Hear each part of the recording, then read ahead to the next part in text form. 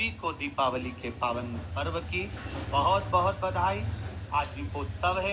अपने घर में भाव भक्ति और आनंद के साथ माता लक्ष्मी का पूजन करें।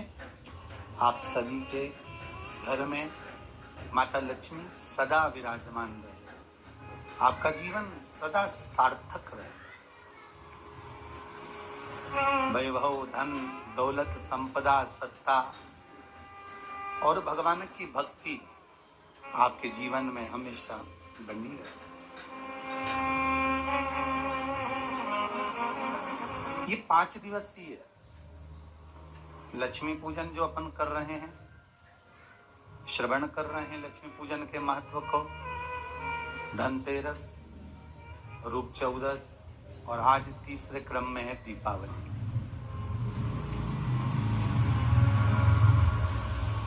कल की कथा में सुंदर गोवर्धन चरित्र को लेंगे। फिर 5वें दिवस की कथा में भैया दूज की कथा का स्मरण करेंगे। और जो 5 दिवसीय पूजन आप नित्य धनतेरस से चौकी लगाकर, लीप कर, पोंछ कर, थाली रखकर उसमें जो चांदी का सिक्का और या अपना सिक्के का जो पूजन कर रहे हैं, वह निरंतर 5 दिवस तक अपने को करना है। और उसका स्मरण 3 दिन से आप पाटा लगाकर पूजन कर रहे हो, आज भी दीपावली का पूजन भी आपको ऐसे ही करना है। जितना पूजन आप हर साल करते हो, आपके घर में ब्राह्मण देवता आकर जिस तरह से पूजन कराते हो, ब्राह्मण नहीं भी आते तो आप जिस तरह से पूजन करते हो, उसी तरह से आपको पूरा की पूरा वैसा की वैसा एकदम लगाना है। पर जो पूजन आपने धनतेरस पे करी, रूप चौदस पर करी, वही थाली आज फिर पहुंच कर पाटे पर लाल वस्त्र बिछाकर, चौरंग पर लाल वस्त्र बिछाकर उस थाली को रखना है। उसी थाली जैसे आपके यहाँ के ब्राह्मण पूजन बताते हो, वैसी पूजन करो। और अगर ब्राह्मण आपके यहाँ नहीं आते पूजन कराने, आप स्वयं करते हो, तो जैसा करते आए हो, आपके पूर्वज जैसा बताते हो, आपकी सास जैसी बताते हो, आपके ससुर जैसा बताते हो, आपके जेठ जेठानी जैसा बताते हो, आपके घर के बड़े बुजुर्ग जैसा बताते हैं, वैसी पूजन करो।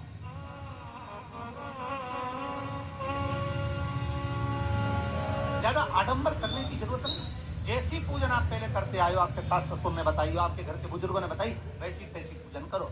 बस इतना जरूर याद रखना कि घी का दिया और तेल का दिया, ये दोनों दीप दीपावली के दिन रात्रि को अखंड जलना चाहिए। एक रात्रि अखंड जल। घी का दीप जहां लक्ष्मी जी रखी है, आपने जिन कलदार की पूजन करी है, उनके सीधे हाथ पर, और तेल का दीप उल्टे हाथ पर रखा होना है, लक्ष्मी जी के, आपके नहीं।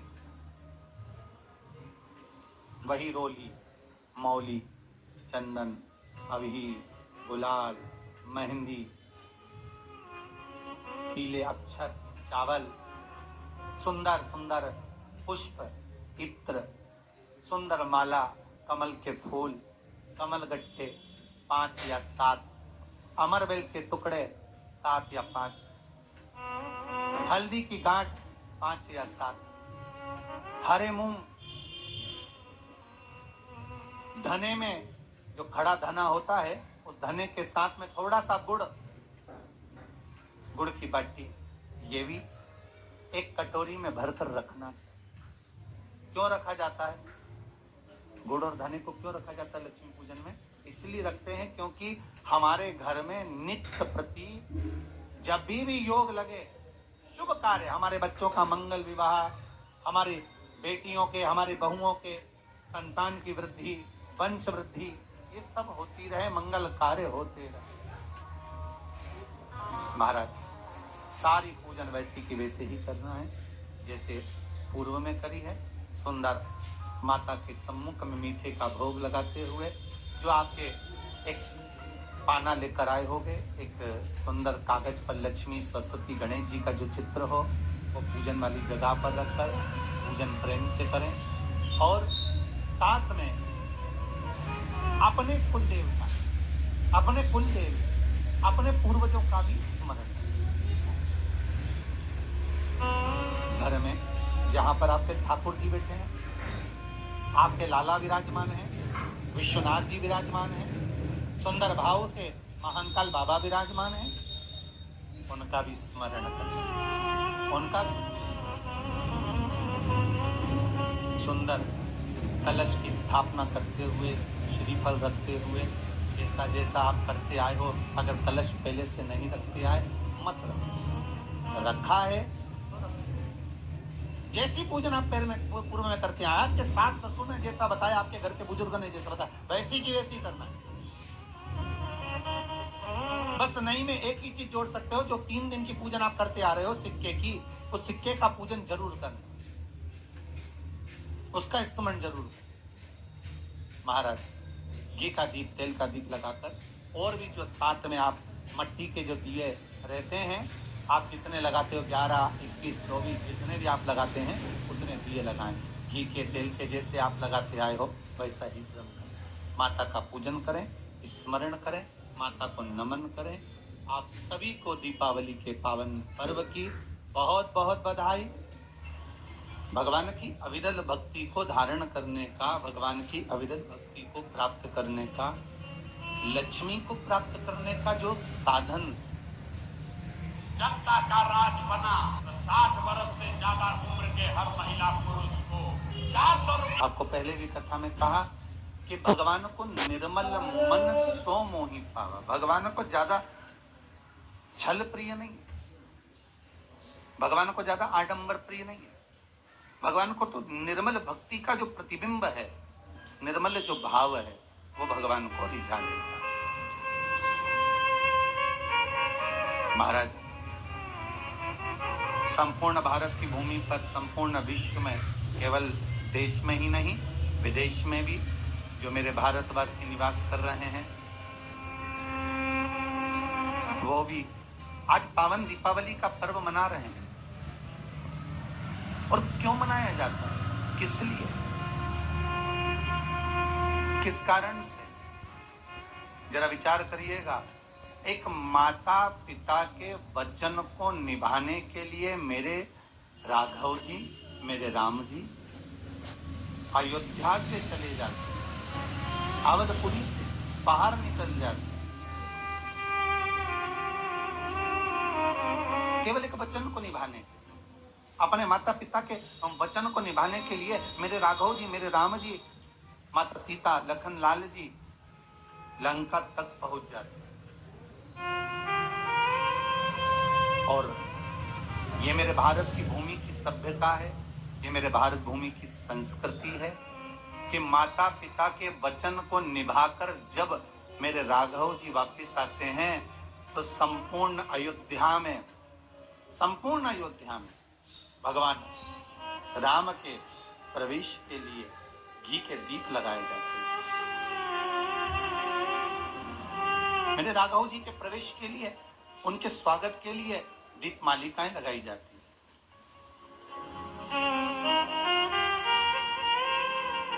और उन दीप मालिका को मेरे राघव जी के प्रवेश के लिए संपूर्ण, और केवल अवधपुरी में नहीं, संपूर्ण विश्व में, संपूर्ण भारत की भूमि पर मेरे राघव जी के प्रवेश के लिए उनको अवधपुरी में आने के उत्साह में, उमंगता में, प्रसन्नता में घी के दीप, घृत के दीप लगाए जाते हैं। राघव जी महाराज पूरे संपूर्ण भूमंडल पर,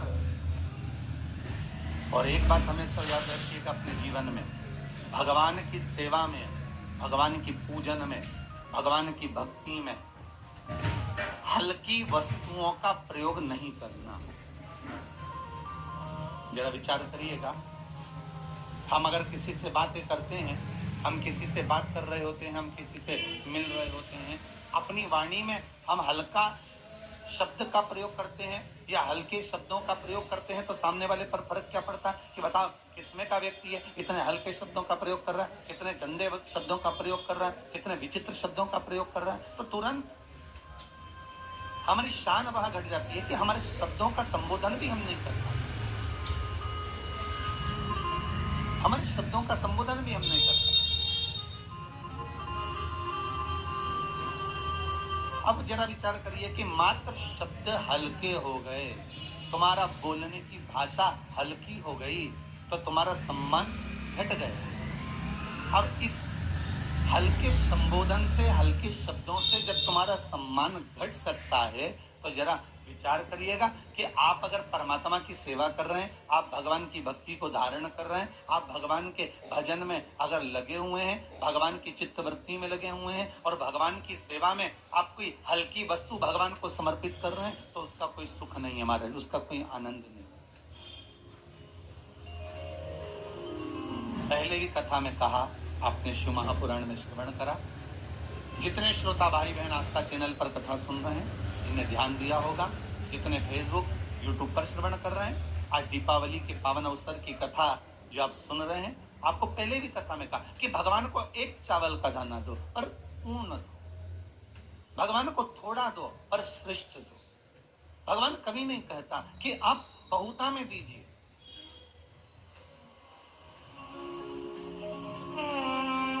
भगवान कभी नहीं कहे। परसों की कथा में कहा था, धनतेरस की कथा अगर आपने श्रवण करी होगी तो उसमें कहा था, कर्जा लेकर, किसी से उधार मांगकर, किसी से धन लेकर, यदि आप कोई वस्तुएं लेकर आ रहे हो, कोई सामग्री लेकर आ रहे हो और वो तुम लाकर पूजन में रख रहे हो, तो उसकी कोई महत्वता नहीं, उसकी कोई मूलता नहीं।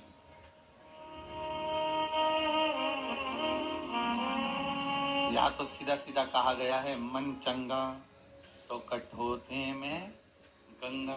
यहाँ तो सीधा कहा गया कि अगर आपका विश्वास प्रबल है, आपकी भक्ति प्रबल है, आपका मन प्रबल है, तो भगवान वस्तुओं से नहीं रिश्ता। भगवान तो केवल निर्मल मन देखता है, भाव देखता है, शुद्धता देखता है, आपके हृदय का आनंद देखता है। क्या किसको दिया जाए?